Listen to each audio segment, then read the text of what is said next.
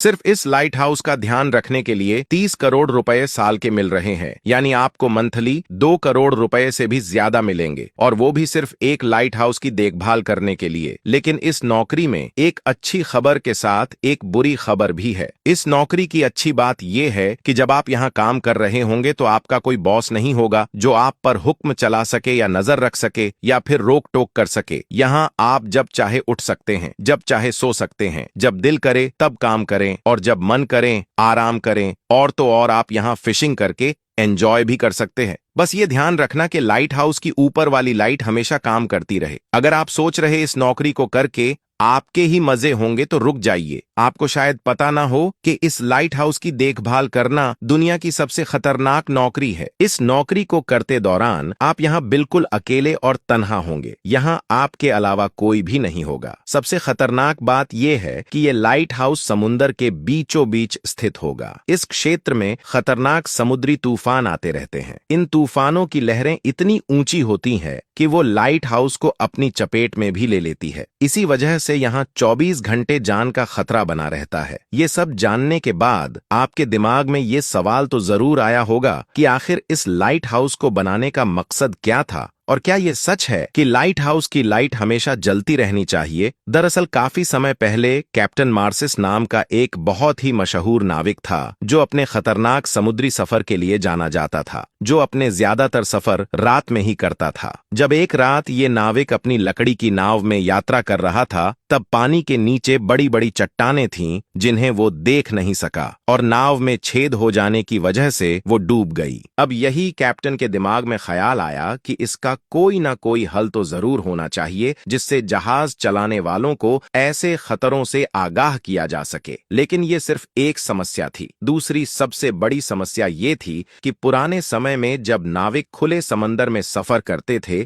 तो उन्हें कुछ भी अंदाजा नहीं होता था कि अगली जमीन कितनी दूर है। उस समय जीपीएस या किसी अन्य एडवांस नेविगेशन सिस्टम का कोई अस्तित्व नहीं था, और इसलिए नाविक दिन में सूरज और रात में तारों पर निर्भर रहते थे। सही नेविगेशन जानकारी न होने की वजह से उन्हें बहुत सी मुश्किलों और खतरों का सामना भी करना पड़ता था। इसका अंदाजा आप इस बात से लगा सकते हैं कि एक बार कैप्टन अपने क्रू के साथ पैसिफिक ओशन को पार कर रहे थे। अचानक रात में आसमान पर घने बादल छा गए जिससे सब सितारे छुप गए, जिन्हें देखकर वो रास्ता पता कर रहे थे, और इसी कारण वो लोग अपना रास्ता भटक गए और खुले समंदर में खो गए। कैप्टन और उनके क्रू के पास ना तो कुछ खाने को बचा था और ना ही पीने को। भूख और प्यास की वजह से कई क्रू मेंबर्स अपनी जान गंवा बैठे, और कैप्टन भी बड़ी मुश्किल से अपनी जान बचाकर जमीन तक पहुंच पाया, और यहीं से फिर लाइट हाउस की शुरुआत का विचार आया। दोस्तों, इजिप्ट में मेडिटरेनियन सागर के किनारे एक एंशिएंट सिटी ऑफ अलेक्जेंड्रिया था, जहां एक पटालमी नाम का एक राजा था। उस दौर में ये दूर दूर से जहाज व्यापार के लिए यहाँ आते थे, लेकिन बड़ी समस्या ये थी कि शहर के किनारे तक पहुंचने के लिए जहाजों को एक ऐसी जगह से गुजरना पड़ता था जहां पानी के नीचे पत्थर की बड़ी बड़ी चट्टानें मौजूद थीं।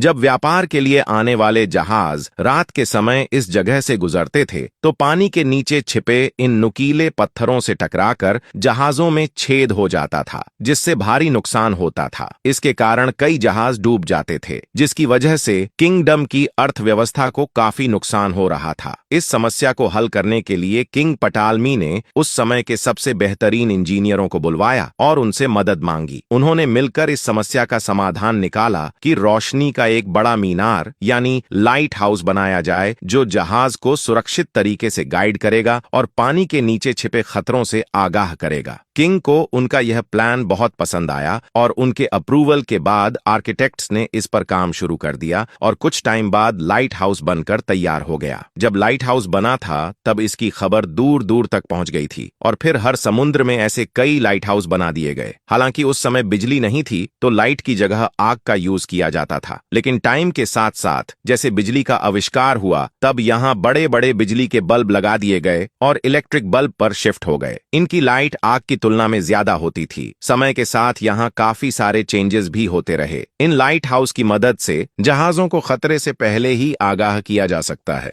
लेकिन दोस्तों, यहाँ आपको मौत कब अपने पास बुला ले ये आपको खुद भी पता नहीं चल पाएगा। क्या अभी भी आप इस नौकरी को करना चाहोगे? कमेंट में हमें जरूर बताएं, और इस वीडियो को लाइक करके पेज पेज को फॉलो जरूर कर लेना।